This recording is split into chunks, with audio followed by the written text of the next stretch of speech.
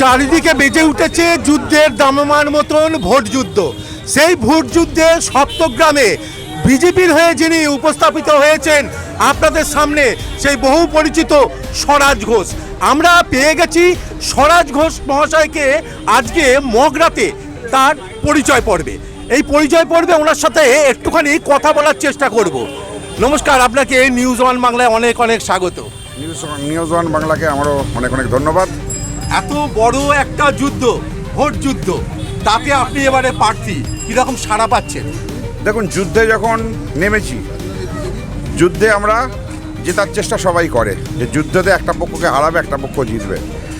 আমরা যখন রাস্তায় নেমেছি, রাস্তায় দেখে বলছি এ তো স্বদেশ, মানে এ তো স্বরাজ, মানে এত পরিচিত মানুষের কাছে।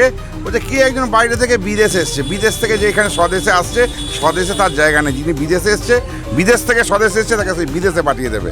কারা পাঠাবে? এই ভোটাররা বলছে, এখানকার যারা মগরার এলাকা, সপ্তগ্রাম এলাকার যে বিধানসভা এলাকার মানুষরা বলছে। কারণ হচ্ছে স্বদেশের মাটিতে, এই সপ্তগ্রামের মাটিতে নেমে, সপ্তগ্রামের মাঠে নেমে খেলতে পারবে না। তাই সপ্তগ্রামের ভূমিপুত্র সপ্তগ্রামের মাঠে এমন খেলা খেলবে, এক গোলে ছক্কা করে দিয়ে বাড়ি পাঠিয়ে দেবে। অনেক দিন ধরে আপনি এখানে সংগঠন সামলাচ্ছেন। এবার একটু অন্য কোশ্চেন করব। গতবারের যুদ্ধের তিনি আপনার শিবির চেঞ্জ করলেন, এ বিষয়ে কি বলবেন? দেখুন, আমি যার রাজনৈতিক পরিবর্তন, যার যেটা মনে হচ্ছে সে সেটা করেছে, আমি সেই নিয়ে কোনো কিছু বক্তব্য করব না। তার সেটা মনে হয়েছে সে সেটা করেছে, এটা ওনার ব্যক্তিগত ব্যাপার। রাজনীতিতে কে কোন দল করবে, কে কোন দলে যাবে, এটা পরিবর্তন হতেই পারে, সে তার নিজস্ব ব্যাপার। এখানে এই নিয়ে বক্তব্য নেই। এটাই কি কোনো রকম বিজেপি এবারে সপ্তগ্রামে কোনো রকম পজিটিভে থাকবে জন্য, না নেগেটিভে যাবে? সপ্তগ্রামের মানুষ বলে দিচ্ছে যে এই সপ্তগ্রাম 30,000 ভোটে জিতছে।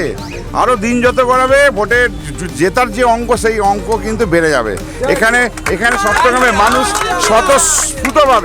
স্বতঃস্ফূর্তভাবে দেখুন কীভাবে রাস্তায় নেমেছে। রাস্তার দুই ধার কাতরে কাতরে আপনি ছবি তুলছেন, আসছেন, দুই ধার কাতরে কাতরে দাঁড়ানো আছে, কারণ যে তাদের পছন্দের প্রার্থীকে দেখবো বলে। তার ফলে আমরা নিশ্চিত যে এই মাঠে ভালো খেলা হবে। গতবার সপ্তগ্রামে অলরেডি বিজেপি কিন্তু এখান থেকে লোকসভা ভোটের নিরিখে এখানে কিন্তু এগিয়ে ছিল। এবার কি সেই যে এগিয়ে থাকার মার্জিনটা সেটাকে আরো বাড়বে?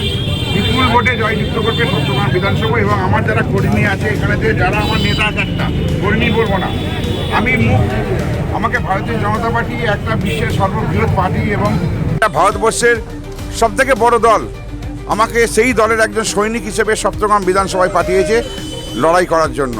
তার জন্য আমি আমার দলের রাজ্য, জেলা এবং কেন্দ্রীয় নেতৃত্বকে আমার অসংখ্য ধন্যবাদ, শ্রদ্ধা, প্রণাম। আমরা দলের মুখ মাত্র, আমার দলের হাজার হাজার কর্মী আছে, যে কর্মীগুলো সেই এলাকায় নেতা হিসেবে কাজ করে। তাই আমি সামান্য মুখ, আমার দলের যারা নেতা আছে তারাই কিন্তু আমাকে জিতিয়ে এখানে নিয়ে যাবে এবং তারা সেইভাবেই রাস্তায় নেমেছে, এই বিধানসভা জিতবে। কারণ আমরা জানি এই বিধানসভাতে যেভাবে যেভাবে মানুষকে অত্যাচার করেছে এবং দুর্নীতি করেছে, এখানে যেভাবে গরিব মানুষকে প্রতারিত করেছে, বেকার যুবক যুবতীরা যেভাবে এখানে প্রতারিত হয়েছে, অনেকের আছে এই সপ্তগ্রাম বিধানসভায় চাকরির জন্য লক্ষ লক্ষ টাকা দিয়ে তার চাকরি পায়নি, অনেকে চাকরি চলে গেছে। তাই তারা সবাই ঘুরে বসেছে। তারা একটাই বলছে পরিবর্তন, বিজেপি তাই পরিবর্তন দরকার। এইবার পরিবর্তন দরকার, সেই পরিবর্তন ডাকে সবাই সামিল হয়েছে। আর দেখছেন রাস্তার ধারে লোকে লোকারণ্য, আর এই সপ্তগ্রাম বিধানসভা জিতবে, এটাকে নরেন্দ্র মোদীকে আমরা উপহার দেব নিশ্চয়ই।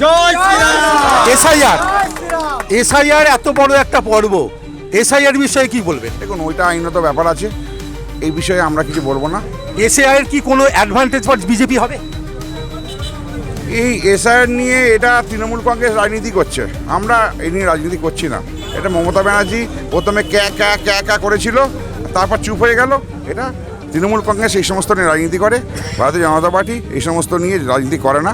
মানুষ পরিবর্তন করতে চাইছে, মানুষ ভোট দেবে, মানুষ বিজেপির সাথে আছে, এটুকু জেনে রাখুন। তাই বাংলায় পরিবর্তন যে হবে এটা নিশ্চিত।